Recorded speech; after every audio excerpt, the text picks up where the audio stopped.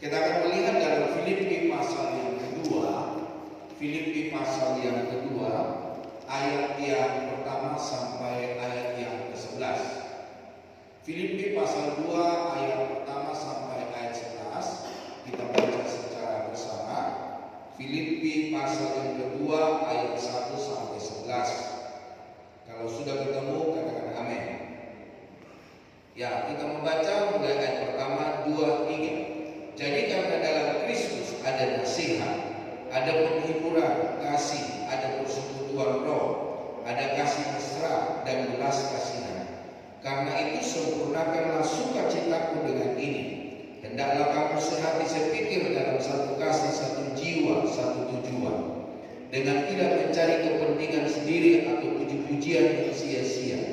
Sebaliknya hendaklah dengan rendah hati yang seorang menganggap yang lain lebih utama daripada dirinya sendiri. Dan janganlah tiap-tiap orang hanya memperhatikan kepentingannya sendiri, tetapi kepentingan orang lain juga. Hendaklah kamu dalam hidupmu bersama menaruh pikiran dan perasaan yang terdapat juga dalam Kristus Yesus, yang walaupun dalam rupa Allah tidak menganggap kesetaraan dengan Allah itu sebagai milik yang harus dipertahankan, melainkan telah mengosongkan dirinya sendiri dan mengambil rupa seorang hamba dan menjadi sama dengan manusia. Dan dalam keadaan sebagai manusia, ia telah merendahkan dirinya dan taat sampai mati, bahkan sampai mati di kayu salib. Itulah sebabnya Allah sangat meninggikan dia dan mengaruniakan kepadanya nama di atas segala nama, supaya dalam nama Yesus bertekuk lutut segala yang ada di langit dan yang ada di bumi dan yang ada di bawah bumi, dan segala lidah mengaku Yesus Kristus adalah Tuhan, bagi kemuliaan Allah Bapa. Bapak Ibu Saudara terkasih Tuhan, mengikis sikap narsis, yaitu berfokus pada pengembangan kerendahan hati, empati dan kesadaran diri akan dampak negatif perilaku yang berpusat pada diri sendiri. Mengikis narsis supaya kita menghilangkan keegoan, kita menghilangkan keakuan hidup. Ada orang beribadah, ada orang datang ke gereja, oh kalau bukan saya yang main keyboard, tidak ada itu. Kalau bukan saya yang song leader, tidak maju ke gereja itu. Jadi saya, akunya Bapak Saudara. Namun hari ini Bapak Saudara, biarlah hari ini kita berfokus dalam pengembangan diri dengan kerendahan hati, dengan berempati. Dengan cara apa saudara? Yang pertama, menyadari batasan diri.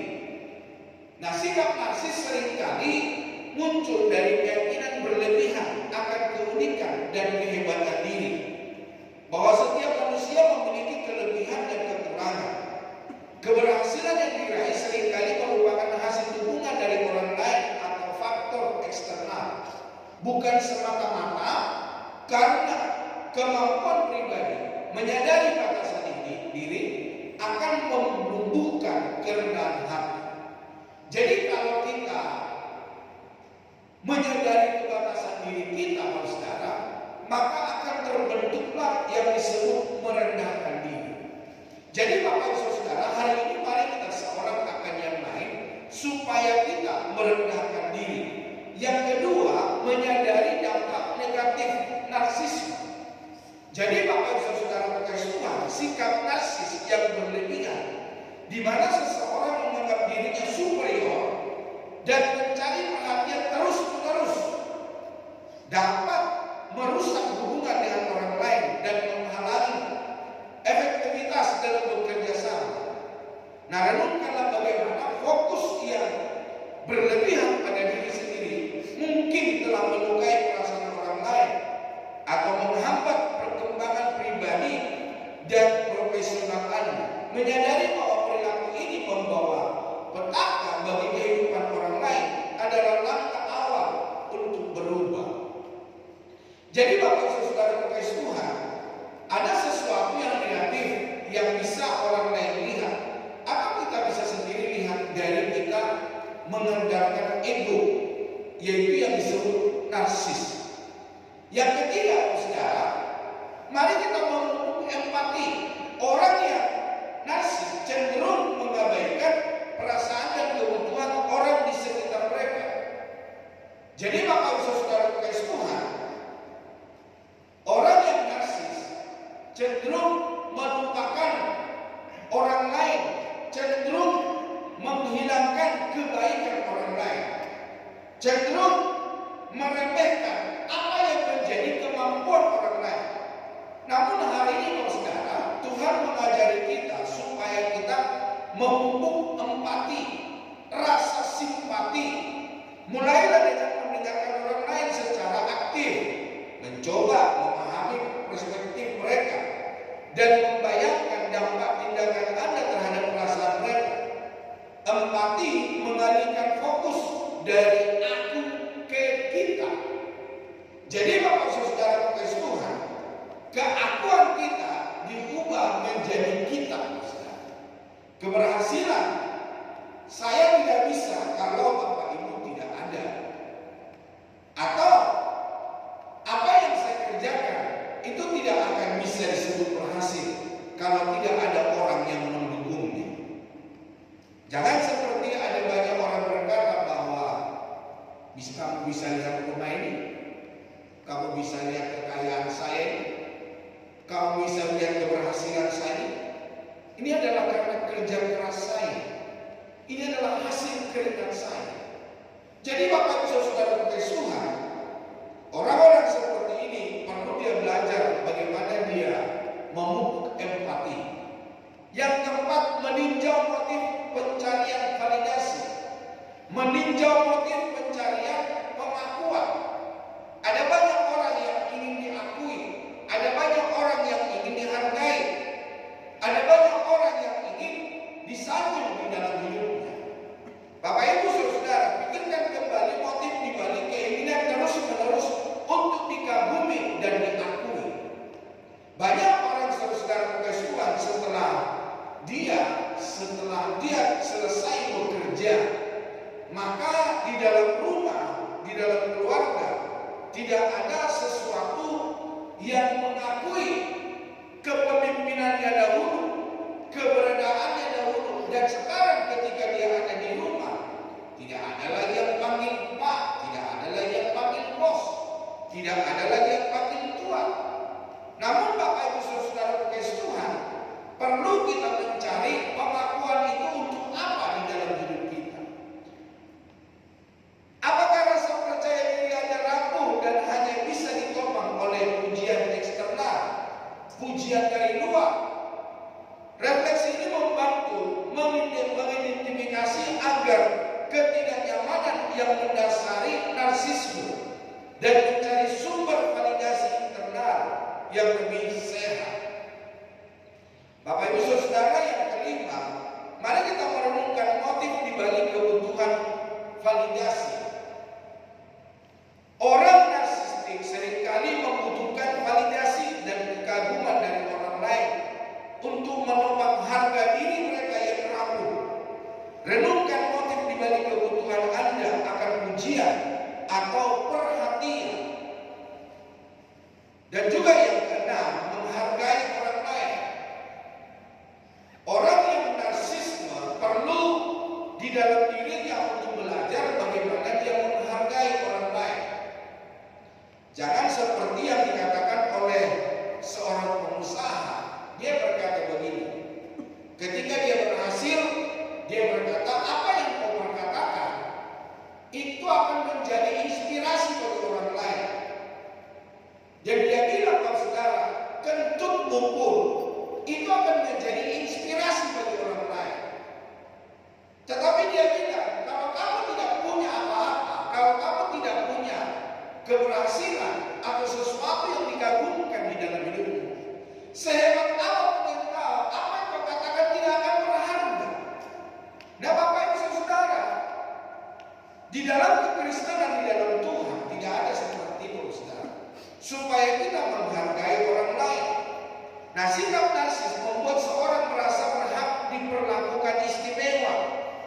Belajarlah untuk menghargai kontribusi dan kebaikan yang dilakukan orang lain, sekecil apapun itu.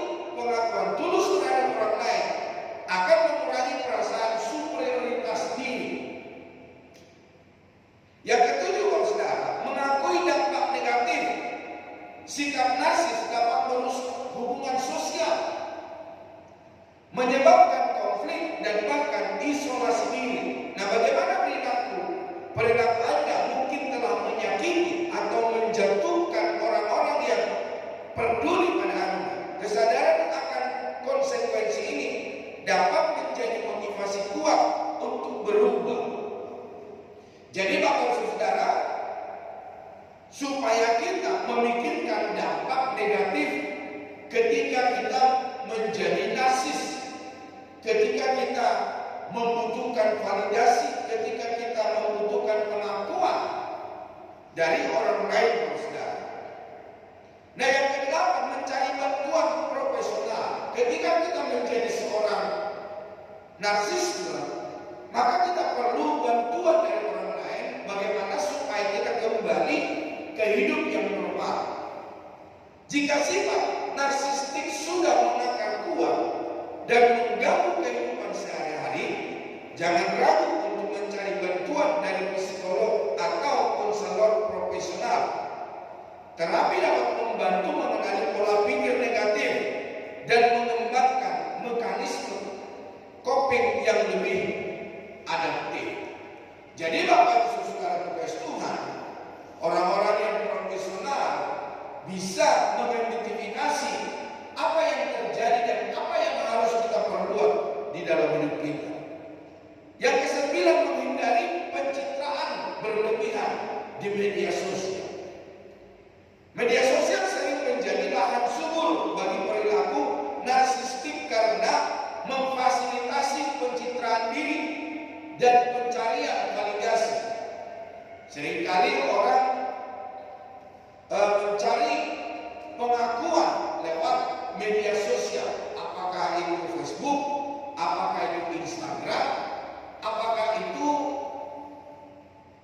media sosial yang lain yang bisa dimiliki oleh seseorang. Namun Bapak Ibu Saudara terkasih Tuhan, supaya kita menghindari pencitraan yang berlebihan lewat media sosial. Mengikis sikap narsis adalah sebuah proses membutuhkan introspeksi yang jujur dan latihan sadar untuk lebih berfokus pada orang lain daripada diri sendiri. Jalan turun atau kerendahan hati adalah jalan naik menuju hubungan yang lebih sehat dan kehidupan yang lebih bermakna. Firman Allah saja berkata, rendahkanlah dirimu, maka Tuhan akan meninggikan engkau. Dan ketika kita meninggikan diri, Tuhan yang akan merendahkan kita. Jadi Bapak Ibu Saudara terkasih Tuhan, mari supaya di dalam hidup kita tidak mencari apa yang disebut validasi, apa yang disebut pengakuan, apa yang disebut dengan kesombongan diri, tetapi biarlah semuanya kita kerjakan untuk hormat dan kemuliaan nama Tuhan. Nah, Bapak Ibu Saudara terkasih Tuhan, untuk kita dapat terhindar dari narsis, perlu kita menyadari bahwa saudara, untuk kita menggunakan pemberian Kristus. Segala sesuatu yang kita punya, segala sesuatu yang kita miliki, itu adalah pemberian Kristus. Paulus mendorong jemaat hidup sehati sepikir sebagai bukti menerapkan kasih Kristus. Ayat pertama dan sampai 2 dikatakan dalam firman Tuhan, jadi karena dalam Kristus ada nasihat, ada penghiburan kasih, ada persekutuan roh, ada kasih mesra dan belas kasihan. Karena itu sempurnakanlah sukacitamu dengan ini. Hendaklah kamu sehati sepikir dalam satu kasih, satu jiwa, satu tujuan. Bapak Ibu Saudara, ada sebuah tulisan berkata, ketika kita ada di dalam gereja, tujuan kita sama, yaitu mencari Tuhan. Tujuan kita sama, untuk apa? Untuk kita bertumbuh di dalam Tuhan. Tujuan kita sama, untuk menyenangkan hati Tuhan.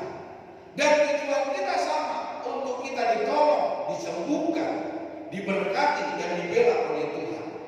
Nah Bapak Ibu Saudara, mari hari ini supaya supaya narsisme terkikis di dalam hidup kita, mari kita menggunakan pemberian Kristus. Apa yang telah Tuhan percayakan, mari kita mengaku itu semua oleh karena kasih dan anugerah Tuhan.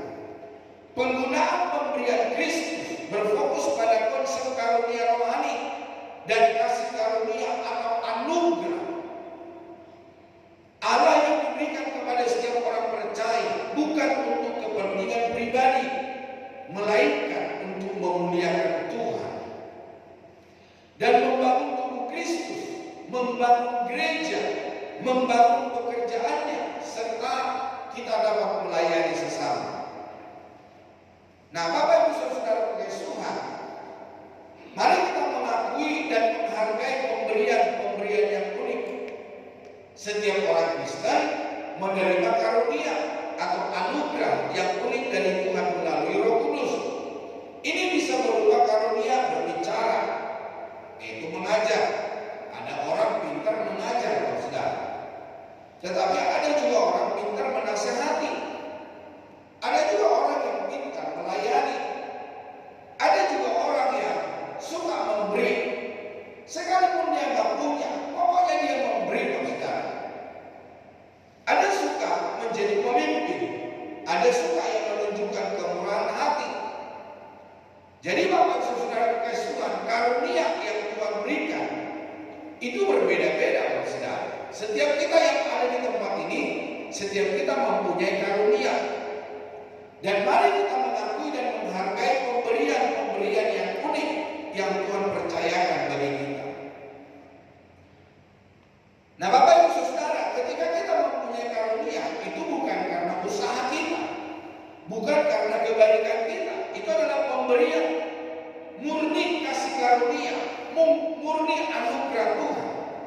Bukan hasil dari usaha, bukan karena kemampuan seseorang atau kelayakan kita sendiri. Menyadari hal ini akan menumbuhkan kerendahan hati dan rasa syukur. Ketika kita menyadari bahwa apa yang Tuhan percayakan bagi kita itu adalah pemberian Tuhan, maka tidak ada yang dikatakan perkataan sombong, orang angkuh. Maka orang-orang akan menyebut kita adalah orang-orang Kristen yang rendah hati, yang menyenangkan hati Tuhan. Yang kedua, saudara, tujuan penggunaan pemberian. Apa tujuannya ketika Tuhan memberikan anugerah itu bagi kita? Tentu ada tujuannya, saudara. Tujuannya kepentingan bersama. Karunia diberikan untuk kesejahteraan dan kesatuan persekutuan orang percaya, bukan untuk kebanggaan atau pujian pribadi. Ketika Tuhan berikan karunia untuk mengajar, maka kita yang diberikan karunia mengajar, kita bisa mengajar orang lain. Kita bisa menuntut orang lain ke jalan yang benar, mengenal akan Tuhan, bertumbuh di dalam Kristus, menjadi berkat bagi orang lain. Tuhan memberkati kita bukan hanya untuk kepentingan pribadi, tetapi agar kita menjadi berkat bagi orang lain. Jadi dari apa yang Tuhan berikan, karunia yang Tuhan percayakan bagi kita, kita menjadi berkat untuk orang lain. Penggunaan karunia kita mungkinkan kita menjadi perpanjangan tangan Tuhan, penyambung lidah Allah. Jadi lewat apa yang Tuhan percayakan bagi kita, kita menyambung lidah Allah, atau kita sebagai pemegang tongkat estafet. Kita mengerjakan tongkat estafet itu kepada orang lain. Kasih dan pelayanan Allah di dunia ini. Yang berikutnya, ketika Tuhan memberikan karunia, anugerah bagi kita, itu untuk memuliakan Allah. Tujuan utama dari semua yang kita lakukan dengan karunia kita adalah agar Allah dimuliakan dalam segala sesuatu melalui Yesus Kristus. Di dalam 1 Petrus pasal 4 mulai ayat 10 dikatakan, layanilah seorang akan yang lain sesuai dengan karunia yang telah diperoleh tiap-tiap orang sebagai pengurus yang baik dari kasih karunia Allah. Jika ada orang yang berbicara, baiklah ia berbicara sebagai orang yang menyampaikan firman Allah. Jika ada orang yang melayani, baiklah ia melakukannya dengan kekuatan yang dianugerahkan Allah, supaya Allah dimuliakan dalam segala sesuatu karena Yesus Kristus. Ialah yang punya kemuliaan dan kuasa sampai selama-lamanya. Amin. Yang ketiga, saudara, penerapan dalam kehidupan sehari-hari, yaitu melayani dengan kasih. Jadi Bapak Saudara, ketika Tuhan menganugerahkan bagi kita supaya kita melayani dengan kasih, bukan karena melihat strata seseorang, bukan karena melihat kedudukan seseorang, tetapi kita melayani orang lain oleh karena Tuhan, oleh karena kasih Kristus di dalam hidup kita. Segala tindakan pelayanan harus didasarkan pada kasih karunia, bukan ambisi atau motivasi yang salah. Kasih adalah standar tertinggi yang melengkapi karunia-karunia rohani. Dan isi kebenaran firman Tuhan adalah kasih. Di dalam segala sesuatu yang kita kerjakan, di dalamnya harus ada kasih. Melakukan yang terbaik, lakukan segala sesuatu dengan segenap hati, sungguh-sungguh seperti untuk Tuhan dan bukan untuk manusia. Nah, standar kita adalah memberikan yang terbaik, bukan yang sisa atau anak kadarnya, bukan dari sisa dari kekuatan kita, sisa dari pengetahuan kita, tetapi Tuhan mau supaya kita mempersembahkan yang terbaik. Di dalam Kolose 3:23 ini dikatakan, apapun juga yang kamu perbuat, perbuatlah dengan segenap hatimu seperti untuk Tuhan dan bukan untuk manusia. Jadi segala sesuatu yang kita kerjakan, mari kita kerjakan seperti untuk Tuhan. Dari Tuhanlah kita mendapat upah, dari Tuhanlah kita mendapat pujian. Tetapi orang yang mau sebuah pengakuan atau orang yang ego, saudara, dia tidak peduli apa yang dikerjakannya. Pokoknya dia mengerjakan hanya sesuatu untuk kepujian diri, pengagungan diri. Namun firman Allah berkata, apapun juga yang kamu perbuat, perbuatlah dengan segenap hatimu seperti untuk Tuhan. Nah, bergantung kepada kekuatan Kristus, kita dapat melakukan segala sesuatu melalui Kristus yang beri kekuatan kepada kita. Penggunaan karunia kita harus disertai dengan ketergantungan penuh pada Tuhan sebagai unsur kekuatan kita. Jadi sekali lagi, karunia tidak ada seorang pun yang dapat memilikinya kalau bukan Tuhan yang mengaruniakan kepadanya. Jadi Bapak Ibu Saudara terkasih Tuhan, Filipi 4 ayat 13, segala perkara dapat kutanggung di dalam Dia yang memberi kekuatan kepada. Jadi Tuhan yang memberikan kemampuan, Tuhan yang memberikan keberhasilan bagi setiap kita yang menanggungnya di dalam Kristus. Yang berikutnya, saudara, saling mengampuni. Salah satu pemberian terbaik yang dapat kita bagikan kepada sesama adalah pengampunan dan keramahan, sebagaimana Allah telah mengampuni kita di dalam Kristus. Jadi Bapak Saudara terkasih Tuhan, seperti doa Bapa kami, dikuduskanlah namamu, datanglah kerajaanmu, jadilah kehendakmu di bumi seperti di surga. Kelanjutannya, ampunilah akan kesalahan kami, seperti kami juga mengampuni orang yang bersalah kepada kami. Jadi Bapak Ibu Saudara terkasih Tuhan, ketika kita mengampuni, maka Tuhan juga akan mengampuni kita. Namun ketika kita tidak mengampuni, Tuhan juga tidak akan mengampuni kita, Bapak Saudara. Di dalam Efesus pasal 4 ayat 32 berkata, tapi hendaklah kamu ramah seorang terhadap yang lain, penuh kasih mesra dan saling mengampuni, sebagaimana Allah di dalam Kristus telah mengampuni kami. Ketika Tuhan mengampuni kita, maka kita pun harus mengampuni orang lain.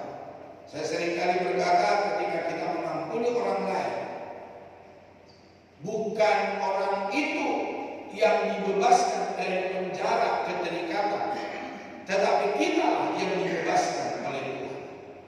Ketika kita mengampuni, bukan orang itu yang dilepaskan dari ikatan, namun kita yang mengampuni itu yang diberikan kelepasan dari keterikatan. Jadi Bapak Ibu Saudara kasih Tuhan, marilah kita mengampuni, mengakui sumber dan tujuan pemberian. Sumbernya apa? Sumber ilahi. Karunia rohani adalah kesanggupan khusus yang diberikan Allah kepada setiap orang percaya melalui Roh Kudus sesuai dengan kehendaknya. Itu bukan hasil usaha atau kemampuan alami kita, tetapi manifestasi kasih karunia Allah. Yang berikutnya adalah tujuan bersama. Pemberian ini dimasukkan untuk kepentingan bersama, yaitu untuk memperkuat gereja, melayani orang lain dan menjadi berkat bagi dunia, bukan untuk kebanggaan pribadi. Nah, Bapak Ibu Saudara kasih Tuhan, tanggung jawab sebagai pengurus yang baik. Setiap orang percaya adalah pengurus yang baik di hadapan Tuhan. Pengurus bukan pemimpin. Kita adalah pengurus atau penata layan yang baik atas karunia-karunia tersebut. Kita tidak memilikinya secara mutlak, tetapi dipercayakan untuk mengelolanya dengan bijak. Jadi tidak ada seorang pun yang di dalam gereja atau seorang anak Tuhan menjadi pemilik, tetapi dia adalah pengelola. Yang berikutnya, pertanggungjawaban. Setiap karunia yang kita miliki harus dipertanggungjawabkan kepada Tuhan pada akhirnya. Hal ini memotivasi kita untuk tidak menelantarkan atau menyalahgunakan karunia tersebut. Setiap orang yang dipercayakan, dia akan mempertanggungjawabkan. Makanya ada seorang penulis yang berkata, banyak karunia, banyak kemampuan yang terkubur di kilo 15. Kenapa sampai terkubur, saudara? Ketika mereka hidup, tidak mempergunakan karunia itu untuk orang lain, tidak mendidik orang lain, tidak dipergunakannya bagaimana orang lain mengenal Tuhan, bagaimana orang lain untuk mengikut Kristus. Namun dia sebagai manusia, sebagai orang percaya, dia diam-diam saja, saudara. Tetapi firman Tuhan berkata, karena itu adalah pemberian Tuhan, tentu kita harus bertanggung jawab. Karena itu adalah pemberian Tuhan, bukan hak kita. Setiap orang percaya telah menerima kasih karunia dan karunia tertentu menurut ukuran pemberian Kristus. Karunia ini bukanlah sesuatu yang kita peroleh dari kebaikan kita, melainkan anugerah cuma-cuma dari Roh Kudus, pemberian yang tidak kita bayar, free daripada Tuhan. Pengenalan akan hal ini menumbuhkan kerendahan hati dan rasa syukur, bukan kesombongan hati. Jadi Bapak Ibu Saudara, jangan sampai ketika Tuhan mempercayakan karunia di dalam hidup kita, itu kita pakai untuk menjadi kesombongan, keegoan. Karena segala sesuatu Tuhan percayakan bagi kita untuk kita dapat melayani sesama, mempertumbuhkan iman orang lain. Nah, ada tujuan karunia untuk apa? Itu adalah kepentingan bersama. Ketika Tuhan menganugerahkan karunia bagi kita, itu adalah sebuah tujuan untuk apa?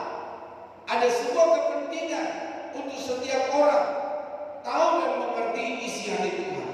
Karunia rohani diberikan bukan untuk keuntungan pribadi, melainkan untuk kesejahteraan dan kesatuan persekutuan orang percaya. Ketika kita menggunakan karunia kita berfungsi sebagai anggota dari satu tubuh yang saling membutuhkan. Tujuannya adalah untuk membagikan kasih dan persatuan kepada orang-orang di sekitar kita, serta memperlengkapi mereka dalam iman. Jadi kalau Bapak Ibu punya karunia, mari kerjakan dengan baik. Karena itu adalah pemberian Tuhan, diberikan dengan cuma-cuma. Mari kita juga memberikannya dengan cuma-cuma. Bertindak sebagai pengurus yang baik. Kita adalah pengurus yang bertanggung jawab atas karunia Allah. Petrus mengingatkan kita, layanilah seorang akan yang lain sesuai dengan karunia yang telah diperoleh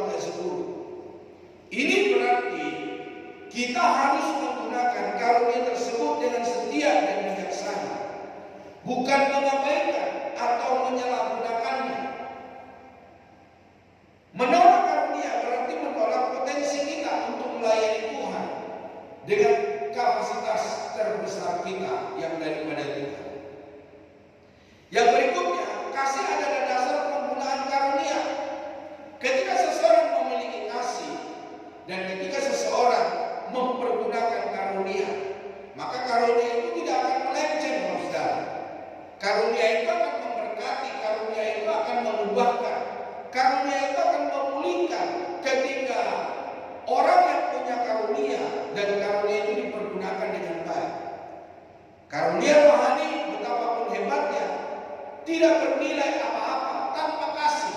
Makanya di dalam 1 Petrus 13 berkata, kasih adalah dasar dari segala sesuatu.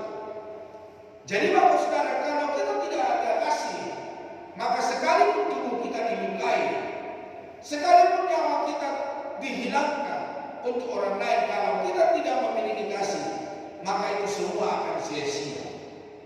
Penggunaan karunia harus didasari oleh kasih seperti Kristus yang rela melayani orang lain dan menyerahkan haknya demi kepentingan bersama. Prioritas utama kita adalah mencerminkan Kristus melalui pikiran, perkataan, dan perbuatan kita. Yang berikutnya, penerapan dalam kehidupan sehari-hari, yaitu melayani dengan kekuatan Allah, baik dalam berbicara, mengajar, menasihati, maupun dalam perbuatan, menolong, memberi. Kita harus melakukannya dengan kekuatan yang dianugerahkan Allah, bukan dengan kekuatan sendiri. Hal ini mencegah kita menjadi sombong dan memastikan kemuliaan hanya bagi Allah. Jadi ketika kita menggunakan karunia di dalam pelayanan, mari hari ini saudara kita sadari bahwa semua itu adalah pemberian Tuhan. Untuk apa? Saling melengkapi. Dalam tubuh Kristus, setiap orang memiliki karunia yang berbeda-beda dan semuanya saling terkait serta melengkapi. Nah, renungan ini mendorong kita untuk menghargai karunia orang lain dan bekerja sama dalam harmoni. Didorong oleh kasih, penggunaan karunia harus selalu dilandasi oleh kasih. Karena kasih adalah landasan dari segala pelayanan Kristen. Tanpa kasih, karunia-karunia tersebut menjadi sia-sia. Bapak Ibu Saudara kasih Tuhan, mari kita hari ini melakukan apa yang diberikan oleh Kristus. Bukan untuk meninggikan diri, melainkan memperkuat dan mengokohkan tubuh Kristus. Kasih Kristus menjadi dasar atau landasan dalam relasi, bukan pencarian pengakuan pribadi. Yang kedua, saudara, bagaimana kita supaya tidak terjadi yaitu narsis.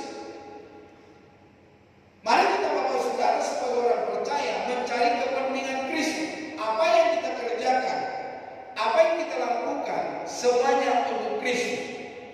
Di dalam ayat 3 dan 4, dan tidak mencari kepentingan sendiri atau puji-pujian yang sia-sia.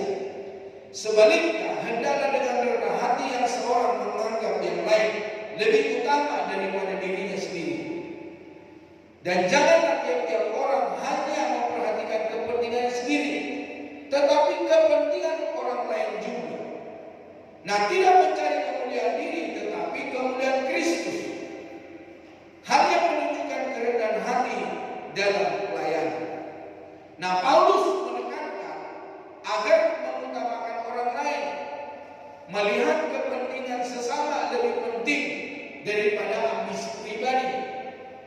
Seperti Yesus yang rela mengorbankan diri, kita pun dipanggil menyerahkan diri demi orang lain untuk kemuliaan nama Tuhan. Nah, Bapak Ibu Saudara kasih Tuhan, mengesampingkan kepentingan diri sendiri demi kepentingannya.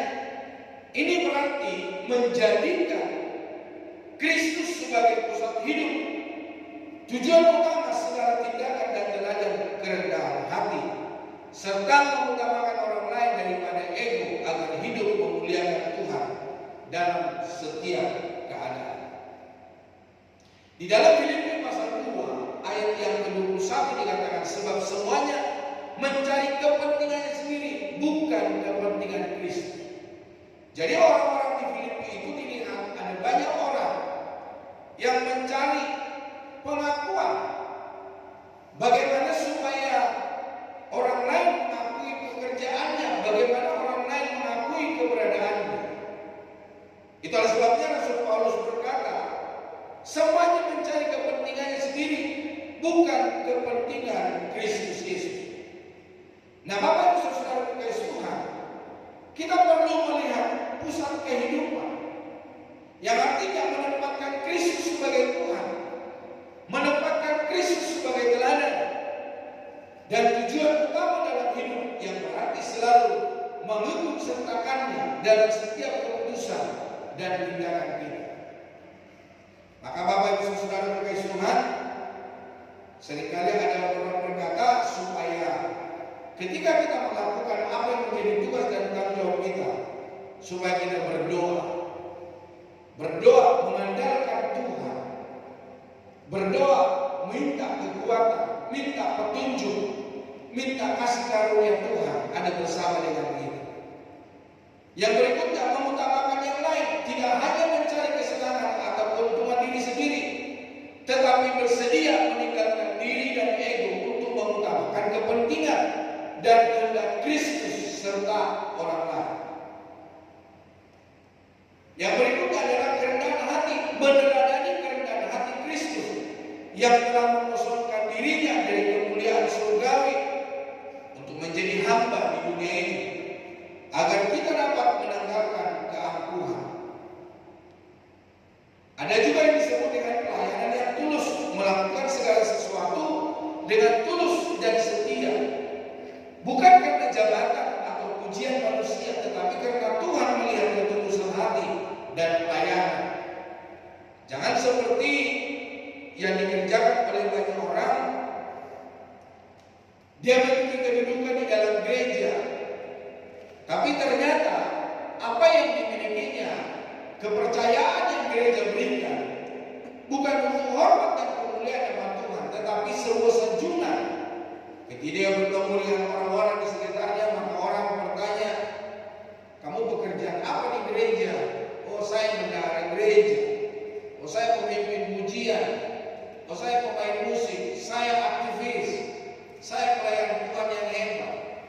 Tapi Bapak Saudara terkasih Tuhan, Tuhan mau supaya kita, umat Tuhan yang merendahkan diri, ada sebuah kerendahan hati di dalam hidup kita. Pelayanan yang tulus, supaya segala sesuatu yang kita kerjakan untuk kemuliaan nama Tuhan, berakar pada panggilan untuk tidak lagi hidup bagi diri sendiri, melainkan bagi Dia yang telah mati dan dibangkitkan bagi kita. Di dalam 2 Korintus 5 ayat 15, ini adalah pergeseran prioritas hidup yang radikal dan egosentris menjadi kristosentris, supaya segala sesuatu yang kita kerjakan, Kristuslah yang dimuliakan, Kristuslah yang tertinggi. Di dalam 2 Korintus 5 ayat 15, dan Kristuslah mati untuk semua orang, supaya mereka yang hidup tidak lagi hidup untuk dirinya sendiri, tetapi untuk Dia yang telah mati dan dibangkitkan untuk mereka. Nah, Bapak Ibu Saudara terkasih Tuhan, berpusat pada meninggalkan egoisme dan memprioritaskan kehendaknya di atas kepentingan diri sendiri. Ini berarti hidup dengan hati yang rendah hati, sehati sepikir dengan sesama, dan bersedia mengutamakan kebutuhan orang lain, seperti yang dicontohkan oleh Kristus sendiri. Nah, hal ini dapat diwujudkan dengan menjadikan Kristus sebagai pusat atau tujuan dan teladan hidup dalam segala situasi, baik suka maupun duka, serta dengan melayani Tuhan melalui pelayanan kepada sesama. Nah, prinsip utama mencari kepentingan Kristus, mari kita menjauhkan diri dari kepentingan pribadi. Alkitab mengingatkan agar kita hanya mencari kepentingan diri sendiri, melainkan kepentingan Kristus di dalam Filipi 2. Ini berarti menolak egoisme dan fokus pada kehendak Tuhan. Yang berikutnya adalah rendah hati dan melayani. Teladanilah kerendahan hati Kristus yang mengosongkan diri menjadi hamba. Ini berarti menganggap orang lain lebih utama daripada diri sendiri dan melayani mereka dengan penuh kasih. Hidup bersatu dan sehati, kesatuan dalam jemaat merupakan hal penting. Hal ini dapat tercapai dengan tidak mencari puji-pujian yang sia-sia, melainkan sehati sepikir dalam satu kasih dan tujuan, berlari bersama, berlomba bersama untuk hormat dan kemuliaan nama Kristus. Yang berikutnya, jadikan Kristus sebagai pusat hidup. Menjadikan Kristus sebagai pusat berarti menempatkan sebagai Tuhan teladan dan tujuan hidup. Hal ini membantu kita untuk selalu mencari kehendak Tuhan di dalam setiap tindakan kita. Bapak Ibu Saudara, pelayanan yang mengutamakan Kristus, melayani Tuhan berarti mengutamakan kepentingannya di atas kepentingan pribadi. Melalui pelayanan kepada sesama, kita secara konkret meneladani dan melayani Kristus, memberi yang terbaik kepada Kristus. Melakukan yang terbaik adalah melakukan yang terbaik kepada Kristus. Amsal Sulaiman berkata, ketika kita berbuat baik, maka kita juga melakukan kebaikan itu untuk pribadi kita. Jadi Bapak Ibu Saudara Tuhan, apa yang kita kerjakan? Ternyata itu bukan hanya untuk orang lain dan bukan hanya untuk Tuhan. Tuhan pun akan membalas setiap apa yang kita kerjakan. Yang berikutnya, kekuatan daripada Kristus. Kembangkan diri untuk melakukan segala perkara melalui Kristus yang memberi kekuatan kepada saya. Kekuatan untuk bertahan dan hidup baginya datang darinya. Jadi Bapak Ibu Saudara kasih Tuhan, segala sesuatu mari kita kerjakan untuk kemuliaan nama Tuhan. Yang ketiga, yang terakhir, mari kita meneladani Kristus. Musik boleh maju ke depan. Meneladani kerendahan hatinya atau Kristus yang adalah Allah, rela menjadi manusia dan hamba. Meneladani ketaatannya, ia taat sampai mati di kayu salib, menunjukkan keteladanan tanpa pamrih. Mengalami kemuliaannya karena kerendahan hatinya adalah meninggikan dia. Kerendahan hati selalu berakhir dalam kemuliaan Allah. Nah, berusaha untuk berpikir, berkata-kata dan bertindak menyerupai kepribadian Yesus dalam kehidupan sehari-hari, yaitu iman dan pengharapan yang teguh. Yesus sepenuhnya percaya kepada Bapa dan mengandalkannya dalam segala hal. Nah, ada pertanyaan buat kita sebagai orang percaya. Seberapa besar iman kita saat menghadapi kesulitan? Adakah kita langsung menyerah? Apakah kita menaruh pengharapan pada janji-janji Tuhan dan yakin akan kesetiaannya? Banyak orang ragu-ragu akan kebaikan Tuhan ketika dia mengalami masalah persoalan di dalam hidupnya. Nah, Bapak Ibu Saudara, ada teladan dalam hidup percaya sepenuhnya kepada Tuhan dan mengandalkannya setiap saat, terutama di masa-masa sulit. Mari hari ini kita mengandalkan Tuhan. Mari hari ini kita berseru kepada Tuhan. Mari hari ini kita minta supaya Tuhan yang bekerja di dalam hidup kita. Yang berikutnya, kasih tanpa syarat. Yesus menunjukkan kasih yang luar biasa. Mengasihi Allah dengan segenap hati dan mengasihi sesama manusia seperti diri sendiri, bahkan rela berkorban nyawa. Tapi Bapak Saudara, hal ini jarang dilakukan. Bahkan Bapak Ibu Saudara, banyak orang melakukan untuk kepentingan pribadi. Tetapi Tuhan mengajarkan kita supaya kasih yang kita miliki, kita memiliki kasih tanpa syarat. Karena kasih yang dunia butuhkan bukan kasih yang dibicarakan dalam gereja, bukan kasih yang dibicarakan di dalam persekutuan, bukan kasih yang dibicarakan di dalam konser, tetapi kasih yang nyata, yang bisa dirasakan oleh orang lain. Pertanyaannya, apakah kita masih membeda-bedakan orang dalam mengasihi? Tentu ada banyak orang saya lihat masih membeda-bedakan orang dalam mengasihi. Apakah kita peduli terhadap sesama yang membutuhkan pertolongan? Nah, teladan dalam hidup mengasihi sesama tanpa pilih kasih, peduli dan rela berkorban demi kebaikan orang lain, melayani dengan sukarela dan penuh kasih. Kiranya hari ini saudara, seberapa yang kita pelajari, supaya semua berfokus berpusat kepada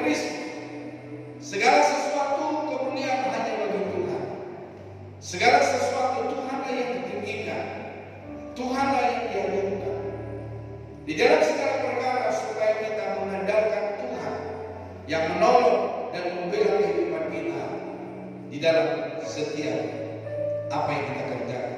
Tuhan Yesus memberkati. Mari kita datang kepada Tuhan. Biarlah hari